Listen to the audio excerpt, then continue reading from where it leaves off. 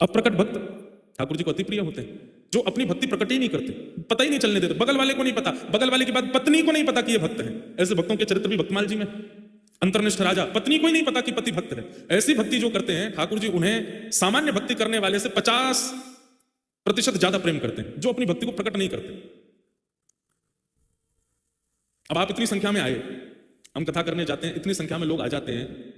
इतनी बुरी स्थिति कई जगह होती है कि हाथ पांव टूटने तक की स्थिति हमारी बनती है कई बार, पर यह कोई बहुत प्रशंसा की बात नहीं।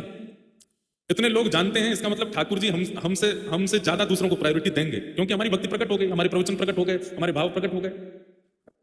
हाँ, हमारी कथा सुनकर के या हमारे जैसे आचार्यों की कथा सुनकर के अगर कोई व्यक्ति अंतर्निष्ठ भक्त बन गया, छुपा हुआ भक्त, तो ठाकुर जी हम पे भी कृपा कर सकते हैं कि तेरे प्रवचन सुनकर देख, याके चित्त में अंतर्निष्ठ भक्ति आई है, तो याके संतों पे भी कृपा होगी। प्रचार बहुत ज्यादा हो जाता है ना, ठाकुर जी फिर समय लगाते हैं मिलने में, लेकिन अब क्या कर सकते हैं।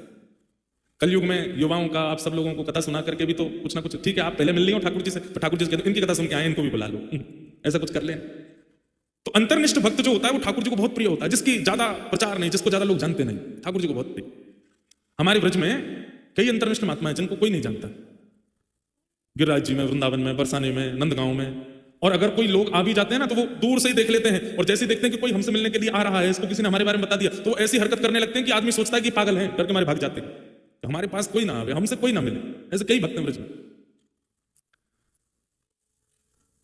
हमने कईयों के दर्शन किए। एक तो वृंदावन परिक्रमा में जो बहुत पुराने लोग होंगे, वृंदावन परिक्रमा करते रहे होंगे, तो उनको शायद पता होगा, अंग्रेज मंदिर पार करने के बाद जब परिक्रमा आगे बढ़ती है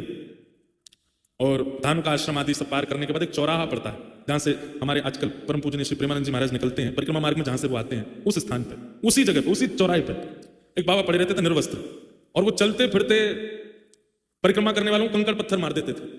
कई लोग नहीं जानते थे तो उनसे लड़ने चले जाते थे, कई लोगों ने उनके साथ में खूब गंदा व्यवहार भी किया,